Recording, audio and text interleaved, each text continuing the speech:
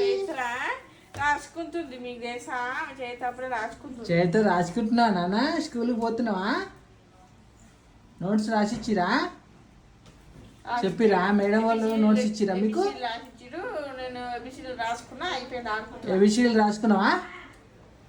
చిటికన్నా